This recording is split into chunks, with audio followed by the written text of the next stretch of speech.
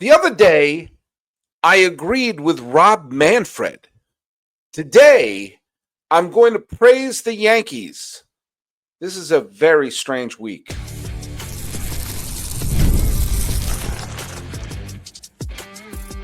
You are Locked On MLB, your daily MLB podcast. Part of the Locked On Podcast Network, your team every day. Hello, baseball fans, and welcome to Locked On MLB, part of the Locked On Podcast Network, where it's your team every day. This is the daily podcast. We talk about all of Major League Baseball. I'm your host, Paul Francis Sullivan. Please call me Sully. Follow us at Locked On MLB Pods on Twitter, whatever they're calling it these days, and on Instagram. I'm your pal Sully. I'm at Sully Baseball Podcast on Instagram. But the best way to get a hold of us is right here on the YouTube channel. Put your comments in the comment box down there. Is it really a box? Sure it is. And if you're going to be leaving a message in any of those social medias, what you should do is use the hashtag EverydaySully. It helps us find you. It helps us find you and understand where you are. Hey, who is the sponsor for today? Oh, today's show is sponsored by our good friends over at 5 Hour Energy. Enter for a chance to win a dream golf trip for two to any golf tournament in the United States of America. Visit 5hewin.com for full rules and entry. No purchase is necessary. Excludes the Masters tournament. And let's be real here. Ends October 31st, 2025. Halloween is when this one is over. Before we get started on today's episode, where I am going to be talking a little bit about the Yankees. And you know what?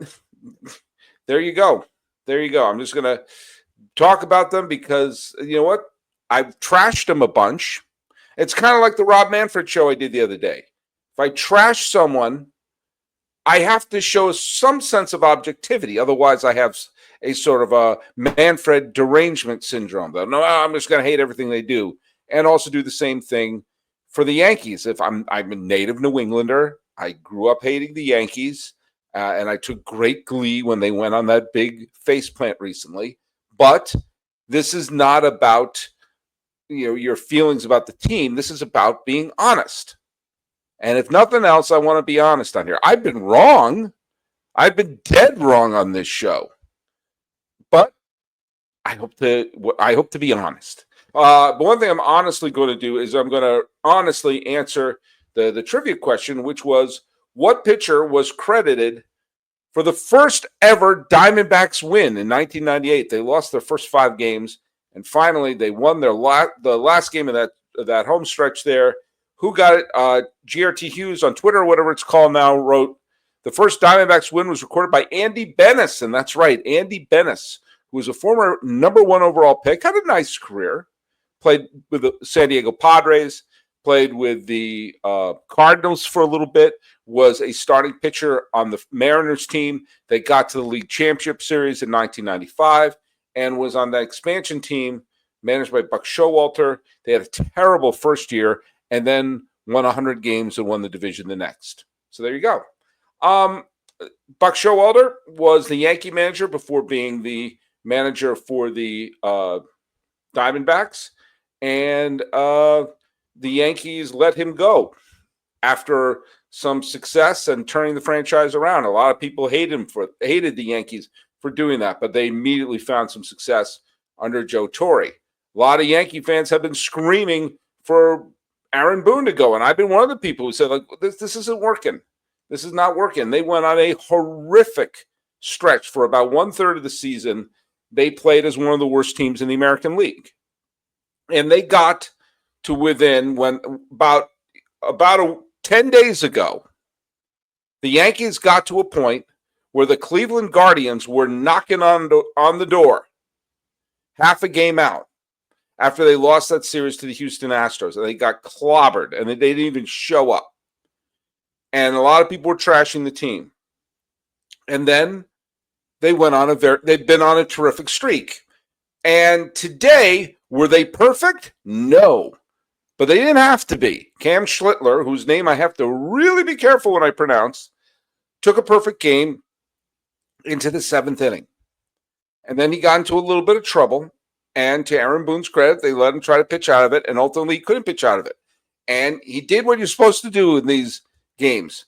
He let him pitch until he needed relief. And then Weaver came in, got that final out. And the Yankees took the lead into the ninth inning. And David Bednar, who's pitched pretty darn well since coming over from the Pittsburgh Pirates, came within like a foot of giving up a walk-off home run in the bottom of the ninth in the Yankees minor league spring training facility, which is the home of the Rays. And he came this close to giving it up. And instead, he let it turn into a game-time double. And it went into the ninth inning, and Giancarlo Stanton hit the least surprising home run in the history of the human race. The Yankees took a 6-3 lead, but they brought in Williams. And Williams immediately made it a 2-run game and put the tying run was in scoring position. And give Devin Williams credit. He struck out the side and got the save and lowered his ERA to 5.21.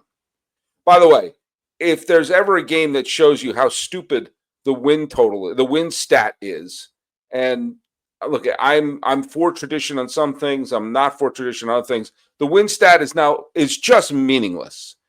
Schlitler throws 6 2/3 innings, shutout ball, took a perfect game in the 7th, 8 strikeouts, no decision, no win for him. Bednar lets up 2 runs in 1 inning. He gets the win. What does that stat mean when you look, hey, who won the game? Bednar did. Really? Yep, the guy who let up 2 runs in 1 inning got the win. That stat is officially meaningless. But you know what? There are still people out there, FAN and some of the Yankee naysayers, who say, oh, but you know what? Don't get too excited about this. Like they couldn't sweep the Twins, and the Cardinals are kind of, they didn't play great against the Cardinals. They swept them, but they didn't play great against them. And today was kind of sloppy. I'm sorry, what are the Yankees supposed to do? They took 2 out of 3 from the Twins. They swept the Twins. They took 2 from Tampa, and they leapfrogged Boston, who the other day had one of the most embarrassing games where they kept leaving the bases loaded against Baltimore. By the way, again, proof that don't circle the calendar saying, oh, that's an easy game. That's an easy game. Baltimore came into Fenway and made a fool of the Red Sox. Teams want to upset the contenders, all right? But the Yankees did what they had to do. They're winning the games. What else are they supposed to do? And at this point, it's binary. There's no such thing as an ugly win. There's no such thing as a loss, but you know what? We got positive things out of it. It is now late August. And if you're a team that is fighting for your playoff life like New York was, you're no longer thinking in terms of, well, they lost, but there were some good signs to it. No. There was 2 games against St. Louis that were incredibly sloppy. And this game was perfect until the 7th, and then the Yankees bullpen really didn't pitch that well. The Yankees bullpen allowed 3 earned runs in 3 innings. That's not good, but it doesn't matter. They're winning the games. By the way, anyone who has fantasies of Boone being fired or Cashman being fired, that ship has sailed. They're back next year. But they've leapfrogged Boston, and they have a tremendously important series starting tomorrow. And the Red Sox have been reeling, and the Yankees have been doing what you're supposed to do. If you have bad teams on the schedule, like a minor league team wearing Minnesota Twins uniforms and a dead from the neck up St. Louis Cardinals team and a confused Tampa Bay team right now, your job is to beat them, and that's exactly what they did. And it doesn't matter. The only thing that matters at this point is when the final out is made, did your team have more runs than the other? It doesn't matter if it's 13-12, 1-0, or 30-1. They're wins. And we are going to be approaching Labor Day. And once you get Labor Day behind in the rearview mirror, then it's just basically chance. You know, any team can have a good month. Any team can have a crappy month. So you got to give the Yankees credit where credit is due. They did exactly what they had to do. And believe me, this is not easy for me to say. I just threw up in my mouth a little bit. But if you're going to do this show, like I've been doing for a few years now, it doesn't matter if it's upsetting. You got to just be up and honest, because if I come up there, yeah, but they lost then, who cares, woo-hoo, or whatever I'm supposed to say, and discount everything that they're doing. No, give them credit. They were staring at falling out of the playoffs right in the face.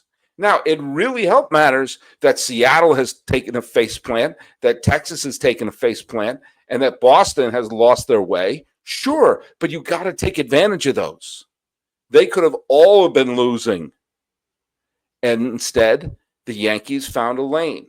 So if you're going to trash the team, and Lord knows I have, you got to be honest and say, folks, give them credit when the credit is due.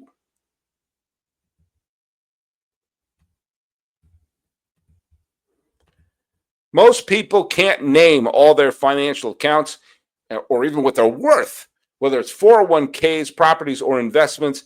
And when you don't have a full picture, you can end up leaving money on the table or finding out the wrong way that you don't have any left. That's why there's Monarch Money. It's an all-in-one finance tool that brings your entire financial life together in one clean, easy-to-use interface on your laptop or on your phone. Monarch Money does the heavy lifting for you. You can link all your accounts in minutes, see clear data, visuals, and smart categorization of your spending, and finally feel in control of your money without ever touching a spreadsheet. If you can link all your accounts together, you can also do things like, how many subscriptions do I have? Am I paying money for this or that, the other thing, and I totally forgot about it? You can lose track of it. Monarch Money makes it easy to keep track of everything. And if you're budgeting for a big event, whether it's a graduation, whether it's tuition for college, whether it's a new car, or whether it's for hang gliding lessons, I don't judge. Monarch Money makes it simple to review the finances. And you know what? You and your partner, your spouse, whomever, can see budgets, goals, and spending activity all in one place. Don't let financial opportunities slip through the proverbial cracks.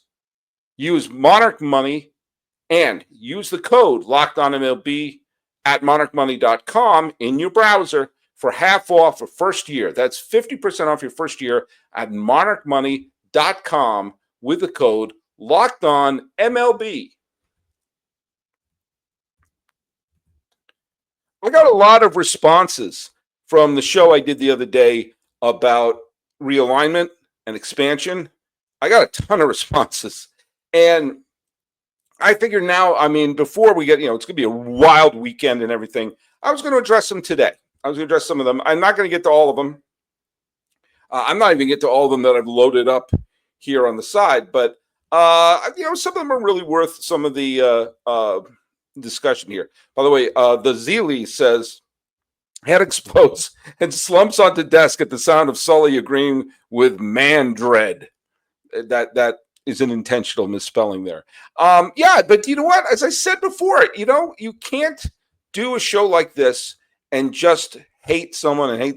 If John Fisher does something right, if the stadium in Las Vegas really does get built and the A's really do move there, I'll say, you know what? I was wrong, just like I was wrong about the whole thing with Shohei Ohtani and his interpreter. So, you know what? You got to be honest.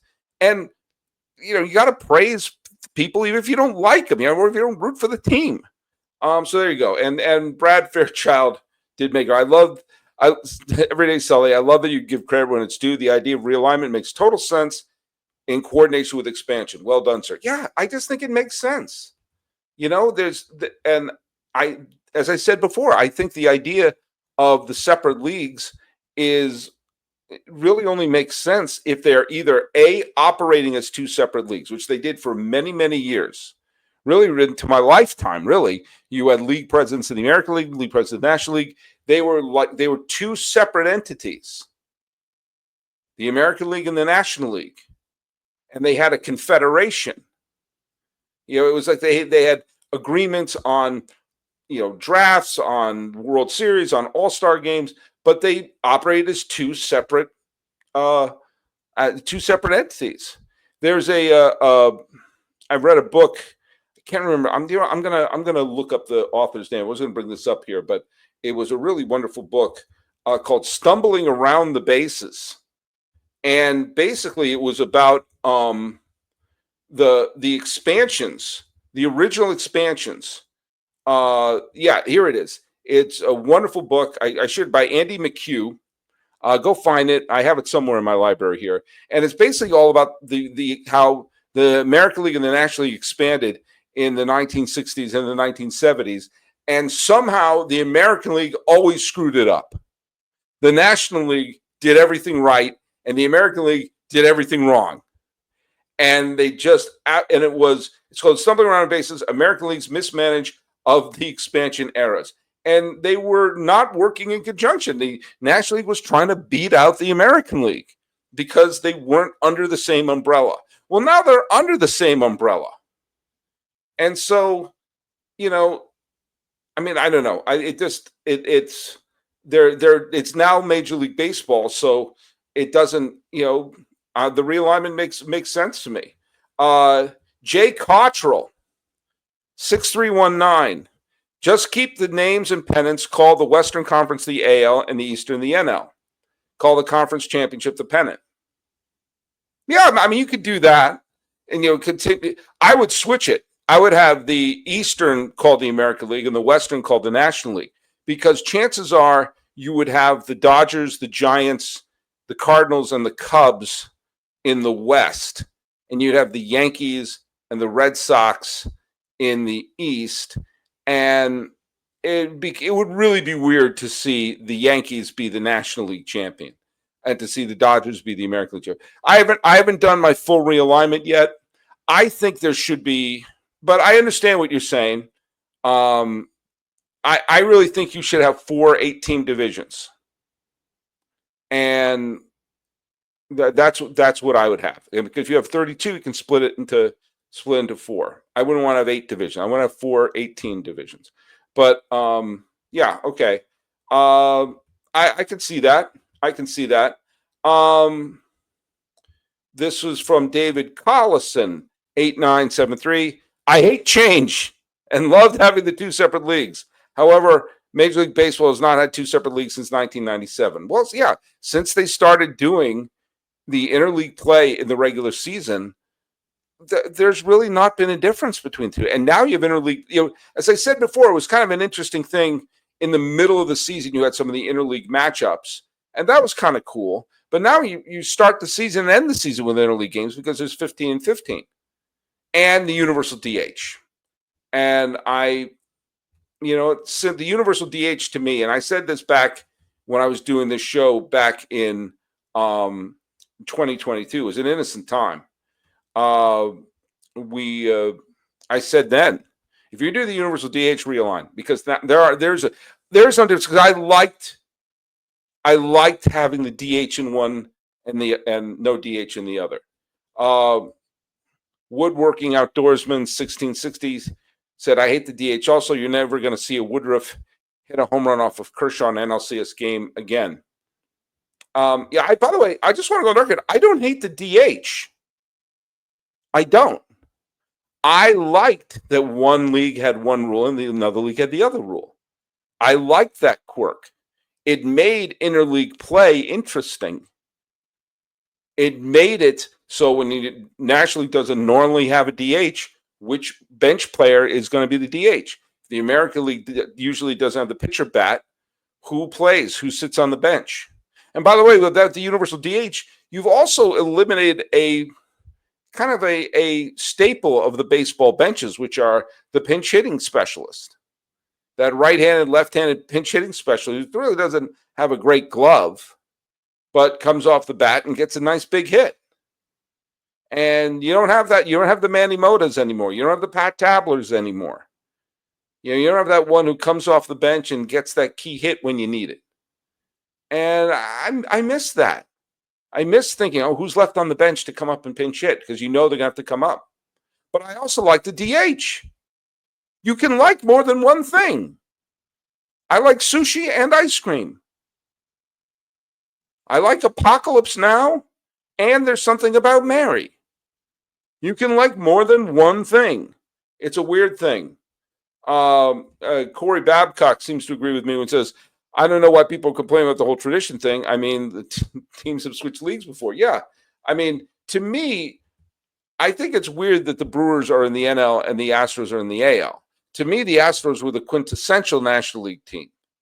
And the Brewers, because they played in the Red Sox division for reasons I don't quite understand all the time when I was growing up, it made no sense that the White Sox were in the Western in the American League.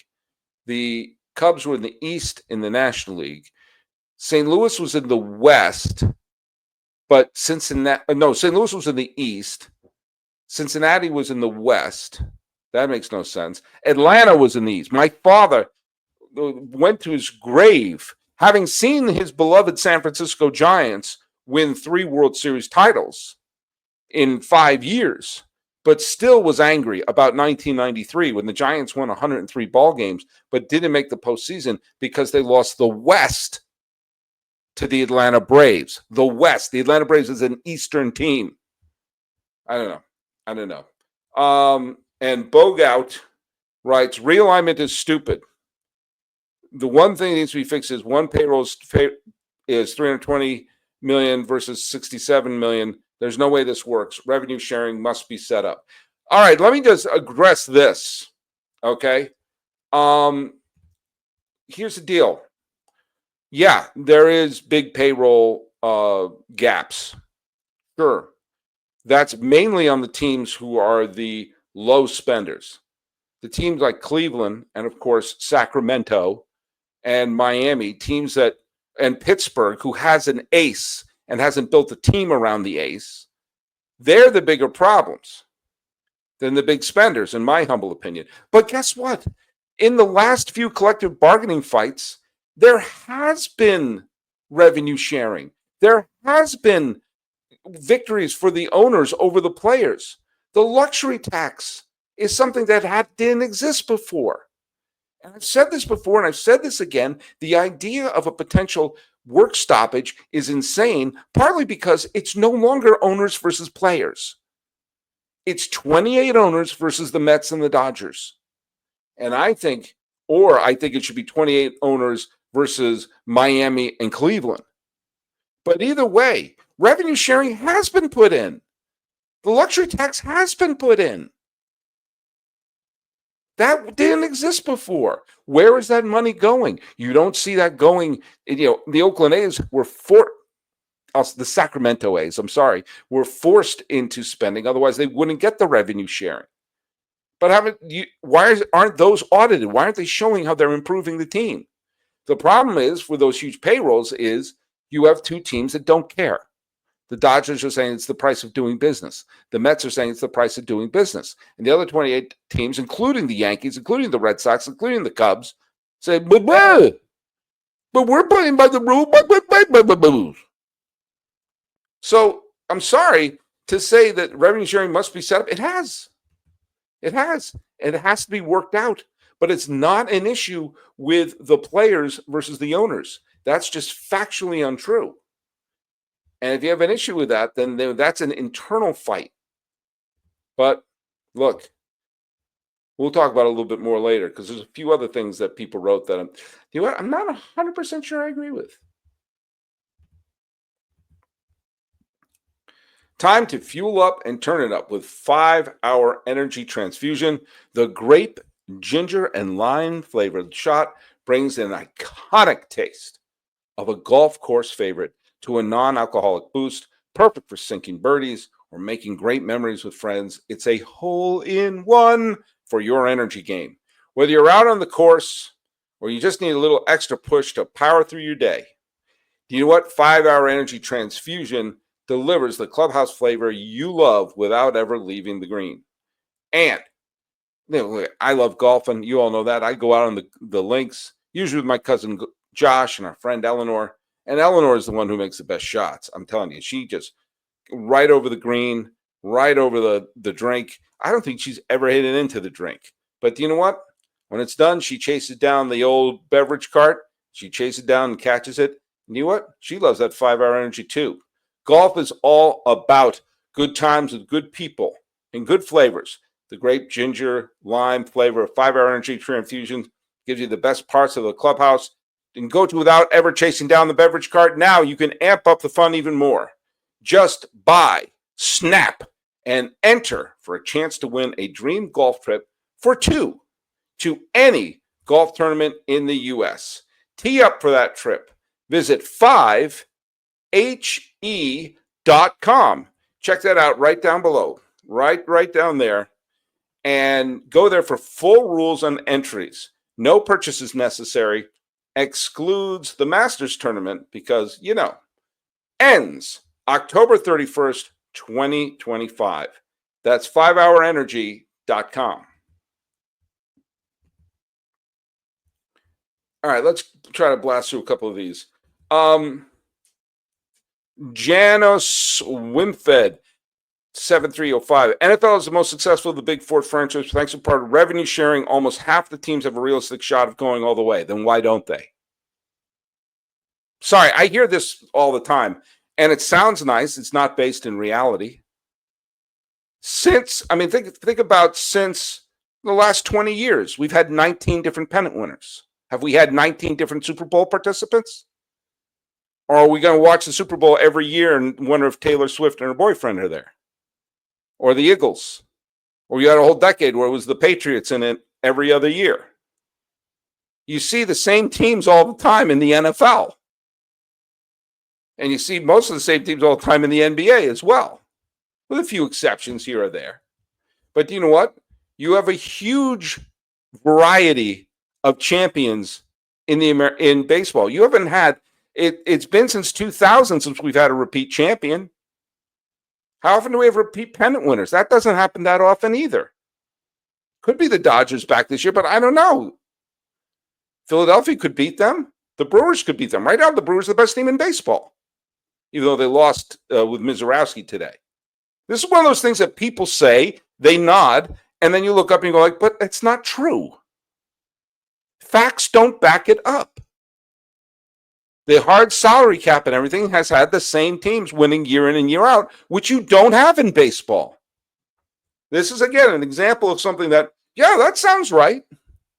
It's not backed up by reality, but it sounds right. Here's another thing that Chris Olivo, 6591 says, expansion further dilutes the product. Most teams can't find a legit fourth or fifth starter. That's why we see dreaded bullpen games. I think we see dreaded bullpen games because we're not training pitchers to go into the seventh. We just said, all right, get through the order twice, and then we'll go to the bullpen. And also because they're only interested in drafting fireballers instead of people who can gut through the games. I don't think Greg Maddux would even be valued today, even though every team needs one. But in terms of expansion diluting the product, that we've never had a deeper talent pool than we have now. We haven't. The talent coming from the Caribbean, the talent coming from South and Central America, the talent coming from Asia. We're starting to see, talent coming from Australia, from Europe. If they can finally recapture some of the inner city crowd, we could have a tremendous tidal wave of talent coming from America. And eventually Cuba will open up as well. No, I don't think that dilutes the talent in the pitching staff. I think that's how pitching staffs have been trained. What else? Who else do I disagree with? Here's another one I disagree with. Get rid of the Florida Marlins and Tampa Bay Rays and do not put a major league team in North Carolina. Those places are havens for ex-New Yorkers. Florida is New York Light, as is NC. That's from King Zibher and Fabrizio 1759. Sorry if I butchered your name there. There's a better chance of the Dodgers returning to Brooklyn than them contracting. And there's no chance that they're going to move the Tampa Bay Rays if this new ownership comes in. The Marlins might be a different story. That might be a different story. You might be right about North Carolina. I think Nashville is the ideal spot. And a couple of you didn't agree with me. But do you know what? I will capture that in an upcoming episode there. But, tell me what you think. Tell me some more thoughts you have, and I'll read them as best I can. I didn't get to all of them, but I'll capture some more of them over the weekend. So thanks so much for making Locked On MLB your first listen. Make sure to catch us on all your spots where you listen to podcasts or right here on YouTube. For your second listen, keep it right here for the all-new Locked On MLB Game Night, every game, every night until World Series champion is crowned. Get local analysis on the national scale. Find MLB Game Night, Locked On MLB on YouTube or wherever you listen to your podcasts. Here is a trivia question. Who was the first ever Dodger DH in a non-spring training game? That's right, the first time a Dodger player had the DH next to his name in the lineup in something that wasn't a spring training game or an all-star game, in a game. Who was the Dodgers' first ever designated hitter? That's a trivia question for you tonight. Talking about the Yankees. And you know what? They're not perfect, but they're doing the job. And answering your thoughts about realignment and expansion. This has been Locked On MLB. I am your host, Paul Francis Sullivan. Please call me Sully.